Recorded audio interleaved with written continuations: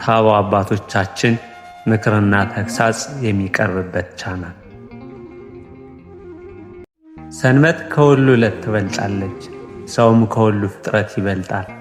ኖህ በታቦት በመርከቡ ውስጥ ከፍ ከፍ አደረጋት፣ አብርሃምን በመሠዊያው አከበራት። ሙሴ ደግሞ ሕዝበ እስራኤልን ሰንበትን በአንድነት ሆነው በእውነት እንዲያከብሯት አዘዛቸው። ሊቁ ቅዱስ ያሬድ። እግዚአብሔርን ማመስገን እንዴት? ቅዱስ ዮሐንስ አፈወርቅ የጻፈው። ሐዋርያው ቅዱስ ጳውሎስ በሮሜ ክታቡ እጅግ ብዙ ጊዜ ስለ እግዚአብሔር ጸጋ ይነግረናል። መንገር ብቻም ሳይሆን የጸጋን ኃይልና ታላቅነትም አብሮ ይነግረናል። በዚህ የእግዚአብሔር ጸጋ ሰው በየጊዜው ይድናል። ያለዚህ ጸጋ ሰው ማለት በድን ነው። ወገኖቼ በራሳችን ጥረት መዳን ሲያቅተን እግዚአብሔር እንዲሁ በጸጋው ስላዳነን እናመስግነው። ነገር ግን ምስጋና ሲባል እንዲሁ በቃላት ብቻ የሚቀርም እንዳይመስላችሁ። ምስጋና እግዚአብሔር በምግባር ይቀርባል። ንጹሕ ምስጋና ይህ ነውና በሕይወታችን እናመስግነው። መልካም ምግባርን እየሰራን ስናመሰግነው አባታችን ክብሩ ከፍ ከፍ ይላል። ስለዚህ ነፃ ከወጣንባቸው ቀንበሮች በመሸሽ ለአባታችን ንጹሕ ምስጋናን እናቅርብለት። ወገኖቼ እስኪ ይህን በአንክሮ አስተውሉት። አንድ ምድራዊ ንጉሥን ብንሳደብ ምን ይለናል? በጽኑ ቅጣት የሚቀጣን አይደለምን? መፍቀሬ ሰብ እግዚአብሔር ግን እንዲህ አላደረገብንም። ገና ጠላቶቹ ሳለን እንዲህ ይበልጥ ወደደን፣ አከበረን እንጂ እንኪያስ በአንደበታችን ብቻ የምናመሰግን አንሁን። ነቢዩ ይህ ሕዝብ በአፉ ወደ እኔ ይቀርባልና በከንፈሮችም ያከብረኛልና ልቡ ግን ከኔ የራቀ ነው ብሎ እንደተናገረው እንዳይሆንብን ነፃ ከወጣንባቸው ቀንበሮች አብስተን በመሸሽ ጭምር እናመስግነው። ነቢየ እግዚአብሔር ቅዱስ ዳዊት በአንድ ቦታ ሰማያት የእግዚአብሔርን ክብር ይናገራሉ እንዳለ በመዝሙር 19 ከቁጥር 1 እንደተናገረው ሰው ገና በምድር ሳለ ሰማያዊ ሆኗል። በቃል ብቻ ሳይሆን በመልካም ምግባር እንዲመላለስ በማድረግ ጸጋው ሰውን መልአካዊ አድርጎታል። በቅዱስ ጳውሎስ ሕይወት የምንመለከተው ይህንኑ ነው። ሰማያት እግዚአብሔርን የሚያመሰግኑት ድምፅ በማውጣት አይደለም፣ ለሚመለከታቸው ግሩም ሆነው መፈጠራቸውም በመመስከር እንጂ። በዝምታ ውስጥ የእግዚአብሔርን ክብር ይናገራሉ። ቅዱስ ጳውሎስ ሕይወት ግን ከነዚህ ሰማያት በላይ ነው። እነዚህ ሰማያት ፍጥረታዊት ፀሐይ ትመላለስባቸዋለች። በቅዱስ ጳውሎስ የነፍሱ ሰማይ ግን የጽድቅ ፀሐይ ክርስቶስ ይመላለስበታል። የሰማይ ከዋክብት ሲፈጠሩ መላእክት አመሰገኑ። ለቅዱስ ጳውሎስ ግን እግዚአብሔር ለኔ የተመረጠ ምርጥ ዕቃዬ ነው አለ። ሰማያት በየጊዜው በደመናት ይሸፈናሉ። የቅዱስ ጳውሎስ ነፍስ ግን አንድ ቀንም ጉም ዞሮባት አያውቅም። በፈተና ወቅት እንኳ በጠራራ ቀን ከምታበረው ፀሐይ በላይ የቅዱስ ጳውሎስ ነፍስ ታንጸባርቅ ነበር። ደመና አይጋርዳትም። ይኸውም በእርሷ ላይ ነግሶ ከሚታየው አማናዊ ፀሐይ የተነሳ ነበር። ቅዱስ ዮሐንስ አፈወርቅ። አንድ ሰውስ እንኳ ድሃ ነኝ ወይም ድሃ አደግ ነኝ ብሎ ተስፋ አይቁረጥ። ከድሃ ማህበረሰብ የተገኘው ነኝ ብሎ ማንም አይዘን። ከአንካሳ ልብና ከሰነፍ ሕሊና በቀር የሚያሳዝን ምን የለምና። በጎ ምግባርን እንዳንይዝ የሚከለክለን አንዱና ብቸኛው እንቅፋት መንፈሳዊ ድካምና የሕሊና አቅም ቢስነት እንጂ ሌላ ምንም አይደለምና። ቅዱስ ዮሐንስ አፈወርቅ።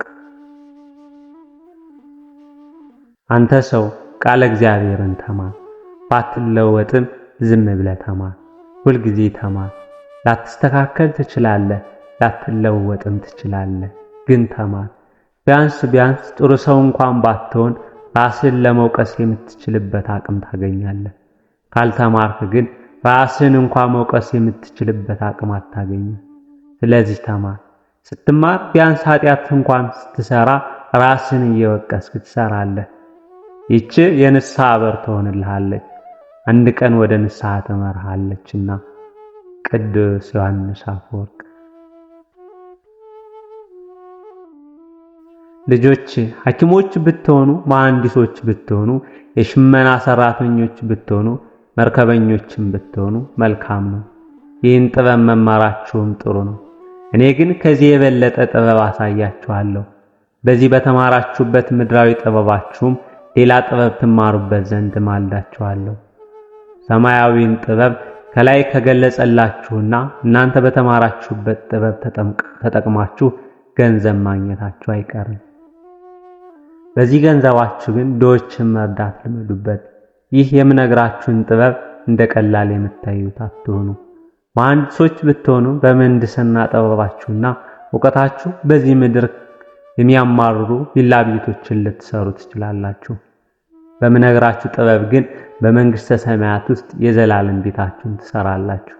በዚህ ምድር ለምትሰሩት ቤታችሁ በጣም ብዙ ወጪ፣ ብዙ ድካም ይጠይቃችኋል። በምነግራችሁ ጥበብ ግን ብዙ ልፋት የለውም።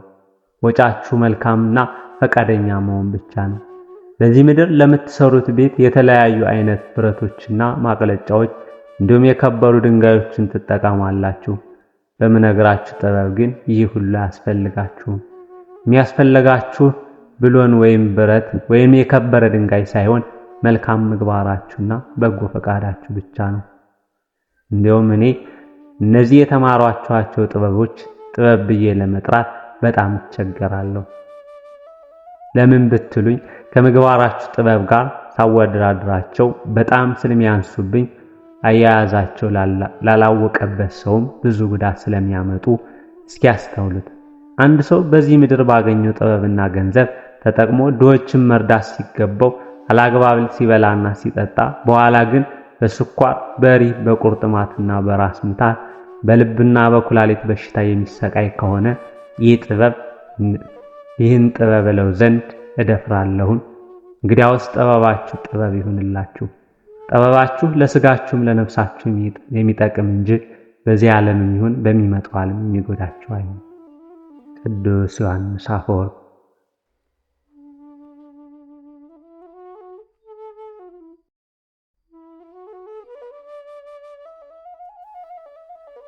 ጸሎታችሁ ለምን አይሰማም? ቅዱስ ዮሐንስ አፈወርቅ ያስተማረው ትምህርት። ክቡር ዳዊት ሲናገር እግዚአብሔር ወደ እርሱ በተጣራው ጊዜ ይሰማኛል ብሏል። መዝሙር 4 ከቁጥር 3። በዚህም መነሻነት ታዲያ ብዙ ሰዎች ጸሎታቸው የማይሰማው ለምንድን ነው ብሎ የሚጠይቅ ሰው ሊኖር ይችላል። እኔም እንዲህ ብዬ መልስለታለሁ። እነዚህ ሰዎች የማይጠቅማቸውን ጸሎት ስለሚጸልዩ ነው እላለሁ። አዎ፣ በዚህ ጊዜ ጸሎታቸው ባይሰማ ለእነርሱ በጎ ነው። እግዚአብሔር የማይረባንን ነገር በለመንነው ጊዜ ልመናችንን የሚሰማ ቢሆን ኑሮ ጸሎታችን በመሰማት ብቻ ደስ ባልተሰኘን ነበርና፣ ስለዚህ እግዚአብሔርን ተጣርተን ባልሰማን ጊዜ እናመስግነው። የማይረባንን ነገር ለምነነው ጸሎታችን ከሚሰማን ባይሰማን ይሻለናልና። አንዳንድ ጊዜ ጸሎታችን በግዴለሽነት የሚቀርብ ከሆነ እግዚአብሔር መልሱን ያዘገይብናል። ለምን?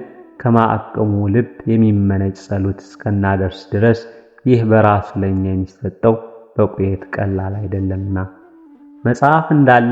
መጽሐፍ እንዳለ እናንተ ክፉዎች ስትሆኑ ለልጆቻችሁ መልካም ስጦታ መስጠትን ካወቃችሁ ከእናንተ በላይ የስጦታን ምንነት መቼ መስጠት እንደሚገባ ምን መስጠት እንዳለበት የሚያውቅ እግዚአብሔርም መስጠት ያውቅበታል። ማቴዎስ ወንጌል ምዕራፍ 7 ከቁጥር 11። ለዚህም ነው ብፁዕ ጳውሎስ የማይረባውን ነገር ለምኖ እግዚአብሔር ጸሎትን ያልሰማው። ለዚህም ነው የተወደደ ሙሴ ፊትህን አሳየኝ ብሎ በለመነው ጊዜ ልመናውን ያልተቀበለው። ስለዚህ እኛም ጸሎታችን ባይሰማ እንኳ እግዚአብሔርን እናመስግን እንጂ ተስፋ እንቁረጥ። ልል ዘሊል ሆነን ጸልየን ከሆነም ልል ዘሊልነታችንን አስወግደን እንጸልይ እንጂ ድኩማን አንሁን። እንደዚህ አድርገን ጸልየን ሳለ ጸሎታችን ባይሰማ ግን አምላክ የሚያደርገው ሁሉ ለጥቅማችን ነውና በፍጹም አንዘን። ጸሎት ኃይል አለው። ቅዱስ ዮሐንስ አፈወርቅ።